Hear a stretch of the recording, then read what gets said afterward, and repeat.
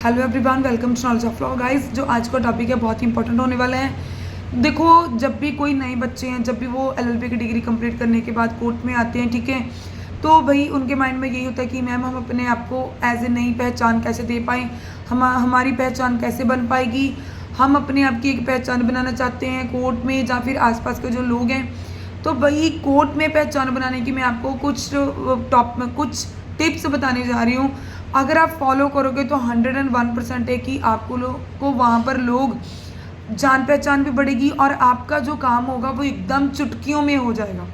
इससे बहुत इम्पैक्ट पड़ता है। देखो, पहला नंबर क्या है, जब भी आप कोर्ट में जाओ बिना शर्म के जाओ, बिना झिझक के जाओ। चाहे आपने 5 साल चाहे 3 साल में डिग्री कंप्लीट कर ली, ठीक है, आपको प्रैक्टिस का ए भी नहीं आता, तो आप अपनी शर्म को जो है घर पर रख कर जाओ। ठीक, छोटा काम है बड़ा काम है, शाय फील मत करो। ये मत सोचो कि मैं तो भाई लाइसेंस लेकर आया हूँ, डिग्री लेकर आया हूँ, मैं तो ये छोटे छोटे काम नहीं करूँगा। नहीं, फिर तो आप काम सीख नहीं पाओगे भाई। ठीक है, ये भी मत सोचो कि ये काम मुंशियों वाले हैं, ये तो क्लर्क के काम है।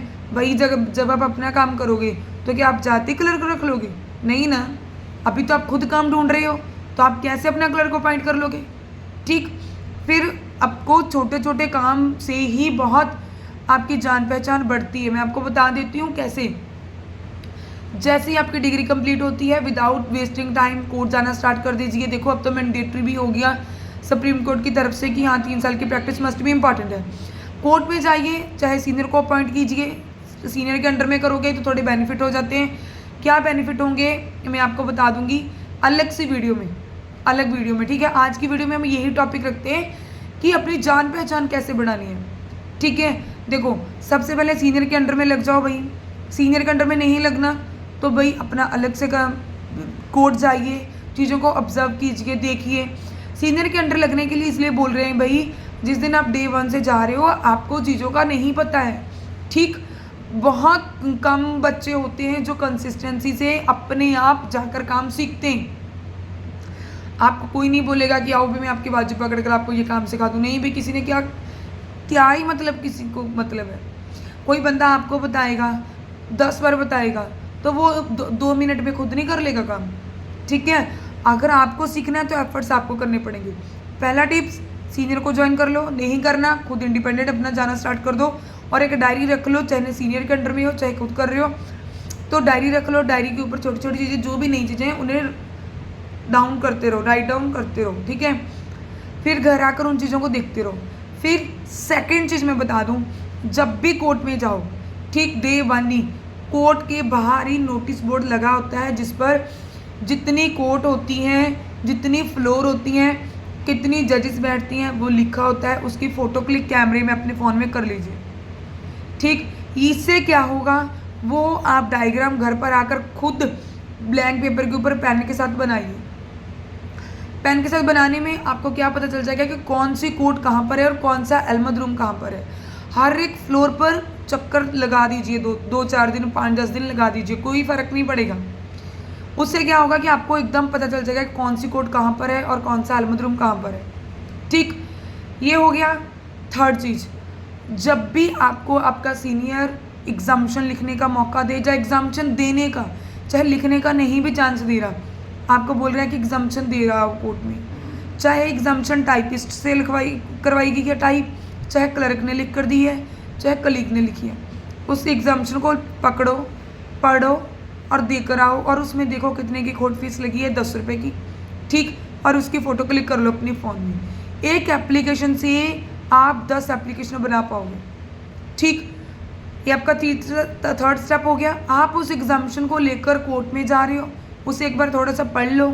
जैसा पूछ रहे हैं क्यों एग्जाम कर रहा हूँ आज मैं आपका अक्यूज़ को, आप जो रीज़न लिखा है वो ही अपने से मत बोलो, जो उस एग्जामिशन में लिखा है एप्लीकेशन में, कि जो मेरा अक्यूज्ड है, मेरा क्लाइंट है, he is suffering from viral fever, he is suffering from pancreatic disease, कुछ भी आप उसी चीज़ से जो सबको बोल कर कन्वेंस करने का ट्राई करो। आप एग्जामिशन लेकर जा रहे हो, आप देख रहे हो कि कॉज डिस्ट्रिक्ट की उसमें कितने नंबर पर है मेरा केस, कौन सी आप कोर्ट में जा रहे हो। ठीक है, जैसे कि देखो, आपको मैंने क्यों बोला कि आप कोर्ट का पहले दिन से आप वो देख लो। अपना नोटिस बोर्ड देख लो कौन कौन से जजेस की कोर्ट कहाँ पर है। उससे क्या होगा कि आपको पता चल जाएगा कि एक कोर्ट में बहुत सारे जजेस बैठते हैं, सेशन जज, एडिशनल जज, ठीक है, फिर JMIC भी, मतलब बहुत सारे जजेस बैठते हैं। NRI कोर्ट अलग होती है, फैमिली कोर्ट अलग होती है, ठीक। फिर अगर हम रेलवे मैजिस्ट्रेट की बात करें वो अलग होती है, ठीक। जुविनाइल कोर्ट अलग होती है, ठीक। पॉक्सो के एक अलग कोर्ट में होता है। ये सारी चीज़ें आपको कोर्ट में जाओगे तभी सीख पाओगे। एग्जाम्शन लेकर गए, आपने कॉज लिस्ट देखी, आपने देखा कि भाई मेरा केस ये मैं 138 की में मैटर में लगा है, 138 जो चेक बाउंस के केस होते हैं उसकी अलग से होती है, ठीक, कोर्ट। तो आप देख रहे हो कि ये मेरा केस यहाँ पर लगा है, आप रीडर को जाके पूछ रहे हो, रीडर साहब मेरा केस क्रिमिनल का 18 नंबर है, तो इसमें क्या कॉल होगी या नहीं, ठीक है। अभी आप रीडर साहब बोल रहे हैं होगी या नहीं होगी। अगर होगी है तो उससे आप बोलो कि नहीं प्लीज़ ये फाइल पुटअप करवा दीजिए जज सबके सामने। फिर आप वो बोलेंगे PN को बोल दो, आप PN को बोलोगे कि भाई फाइल पुटअप कर दो। जो जज सबके पास खड़े होते हैं PN सिर्फ आवाज़ लगाते हैं, जहाँ फिर उनके पास खड़े होते हैं वो आपकी फ़ाइल निकाल देंगे। फिर आप जज साहब को कन्वेंस करो। अभी देखो कितने आप एक कोर्ट में गए हो जस्ट किस काम के लिए, एग्जाम्शन लगाने के लिए। कितने बंदों से आपकी जान पहचान हो रही है, 4-5 बंदों से, ठीक। कोर्ट में गए रीडर से, जज से, PN से, फिर कोर्ट का नैब कोर्ट भी होगा, ठीक, समझ लगी। 4 बंदे हो गए। और जब आप अपनी बात को रख रहे हो कितने कॉन्फिडेंस से, वहाँ पर 10 वकील आपको देख रहे हैं और वो अगर आप अच्छे से कर रहे हो वो आपको अप्रिशिएट करेंगे नेक्स्ट टाइम के लिए। देखो आपकी एक ही टाइम पर 10-20 लोगों के 10 लोगों के साथ आपकी देखो आपकी जान पहचान बन गई, समझ लगा। फिर अगर आप फाइल इंस्पेक्ट करनी है, फाइल इंस्पेक्ट मतलब फाइल कोर्ट की फाइल देखनी है, उसके लिए भी एप्लीकेशन लिखो, ठीक। एप्लीकेशन सेम होती है in the court of so and so, जो भी कोर्ट है। उसके बाद थोड़ी सी जगह हम छोड़ते हैं टिकट लगाने के लिए, फिर पार्टीज़ का नाम लिखते हैं, फिर एप्लीकेशन लिखते हैं, फिर सर या मैडम लिख कर फिर हम एक लाइन लिखते हैं दैट दी अब noted cases pending before this honourable court so and सो। फिर हम एक सेकंड पैरे में जो लिखना होता है वही चेंज होता है सेकंड पैरा, ठीक। फिर आप एप्लीकेशन लिख देते हो फाइल इंस्पेक्ट की कि मुझे फाइल इंस्पेक्ट करनी है on the behalf of my client. आप वो फिर से दूसरी कोर्ट में जा रहे हो, सेम प्रोसेस, रीडर से बात कर रहे हो, PN को बोल रहे हो कि मुझे फाइल जो एप्लीकेशन है वो भी अलाउ करवा कर दो जी रीडर से। फिर आप अहमद रूम में जा रहे हो वही एप्लीकेशन लेकर, अहमद को बोल रहे हो कि भाई मेरी फ़ाइल मुझे देखनी है तो फाइल प्लीज़ मुझे निकाल कर दो, मुझे फ़ाइल देखनी है। फिर देखो अहमद से भी आपकी इंट्रैक्शन होगी, ठीक। अगर आपने फ़ाइल पुटअप करवा कर कोई जल्दी से काम करवाना है, डेट बाद में है, तो वो भी आप फाइल पुटअप की भी ऐसी एप्लीकेशन लगाओगे। फिर आप जज साहब से भी इंटरेक्ट हो पाओगे। देखो मैंने अभी आपको कितनी चीज़ें बताई, हुआ ना। इसका भी नैब कोर्ट भी होगा, PN भी होगा इसी कोर्ट में, रीडर भी होगा, स्टेनो भी होगा, जज साहब भी होंगे। 5-6 लोग तो एक ही कोर्ट के स्टाफ मेंबर हैं। अगर आप अहमद रूम में जा रहे हो, सिविल का अलग होता है अहमद रूम, सिविल का अहमद अलग होता है, क्रिमिनल का अहमद अलग होता है। ऐसे ही आप देखो कितने लोगों से इंटरेक्ट हो रहे हो। एक कोर्ट में जाकर आप 10-20 लोगों के साथ इंटरेक्ट हो रहे हो।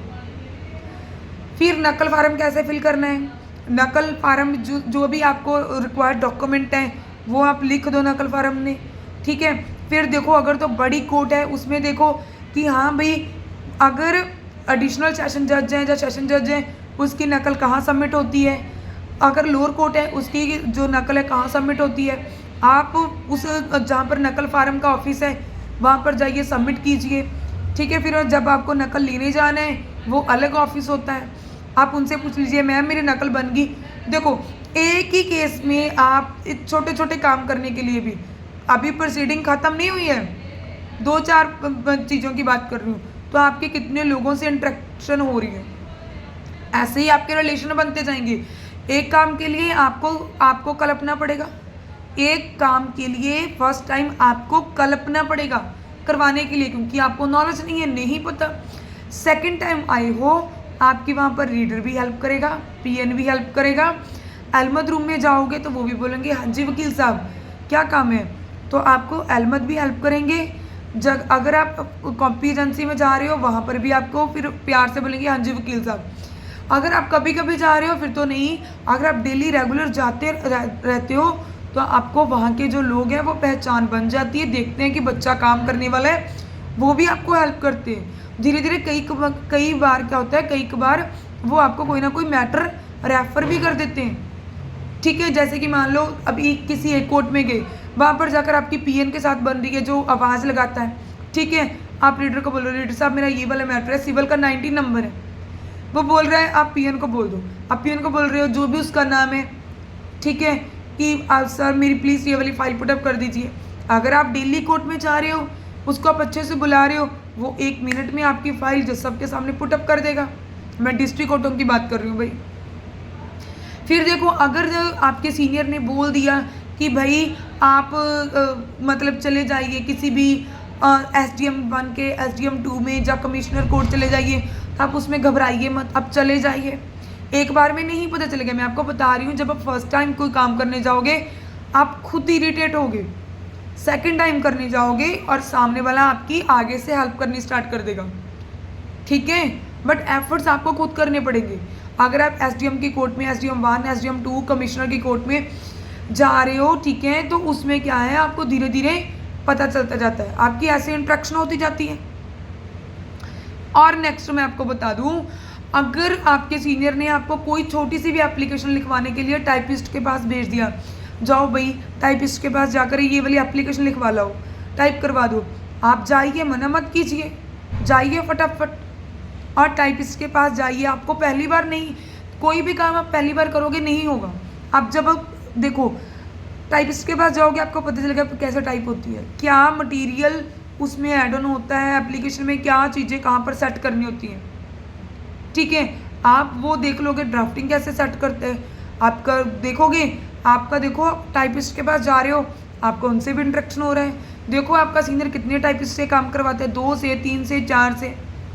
अगर 4 से करवाते हैं तो भाई आप 4 लोगों के पास जाओगे तो आपके 4 लोगों के साथ इंटरेक्शन होगी। और वहाँ पर जितने वकील बैठे होंगे वो भी आपको कई बार बोलेंगे कि हाँ जी वकील साहब अच्छे एफर्ट्स कर रहे हो, मैंने देखा है मैम को, मैम बहुत अच्छे एफर्ट्स करते हैं, मैंने देखा है सर को, सर यंगेस्ट है बट बहुत एफर्ट्स करते हैं, बहुत हार्ड वर्कर है। कई बार उस कोर्ट में जाते हैं, कई बार उस कोर्ट में जाते हैं, कभी इरिटेट नहीं होते।